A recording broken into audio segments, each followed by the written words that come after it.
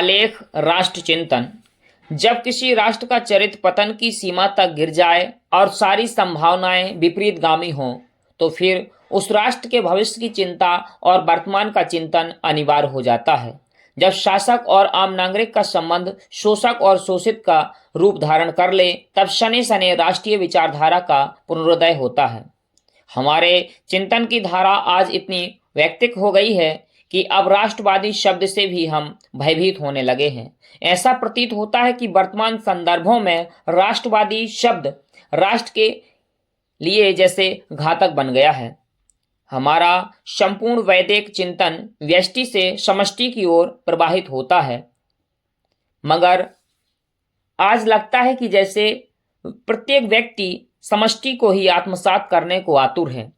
आज हमें अलगाववाद और आतंकवाद का जो उग्र स्वरूप देखने को मिल रहा है, वह हमारे चिंतन की इसी अवधारणा का ही परिणाम है। हम आज अपने स्वार्थों की पूर्ति में कुछ इस प्रकार लिप्त हैं कि कल हमारा क्या होगा यह भी सोचने का समय नहीं है। हमारी दृष्टि अपने ही आसपास घूम फिर कर लौट आती है। अपने से पृथक भी कुछ है, संभवतः इतने भी दूर देख पाने की क्षमता हम खो बैठे हैं। सबसे खतरनाक प्रवृत्ति जो इधर कुछ दिनों से उभर कर सामने आ रही है, वह है राष्ट्र और व्यक्ति की एक रूपता की अवधारणा।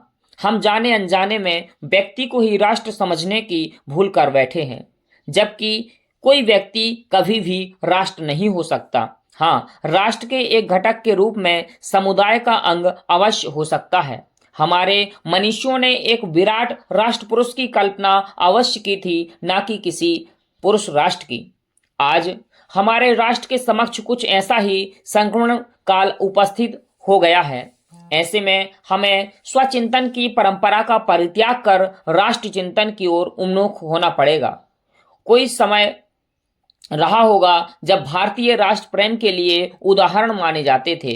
एक सामान्य जन भी राष्ट्र देवता के चरणों में अपना सर्वस्व अर्पण करने में गर्व का अनुभव करता था, परंतु आज हमने राष्ट्र प्रेम और राष्ट्रद्रोह के बीच की विभाजक रेखा को स्वमेव ही मिटा दिया है। हमारी मान्यताएं बदल गई हैं। अब तो राष्ट्र हित की बात करना ही समीचीन नहीं रहा। आज जो जितना राष्ट्रद्रोह को बढ़ावा दे, वह उतना ही बड़ा नेता है। आज हमारे चिंतन की धारा में मानवीय रिश्तों और संवेदनाओं को भी कुंठित कर दिया है। अब तो मानव रक्त का मूल्यांकन व्यक्ति के राजनीतिक संबंधों के आधार पर तय किया जाता है। राष्ट्रीय हितों को वर्ग विशेष के हित से जोड़कर देखा जाता है। अब तो हम राष्ट्र से भी यह अपेक्षा करने लगे हैं कि उसने हमें क्या दिया है, पर हमने राष्ट्र को क्या दिया है यह सोचने का शायद समय ही नहीं है। राष्ट्र प्रेम की बातें अब हमारे इतिहास की धरोहर बनती जा रही हैं।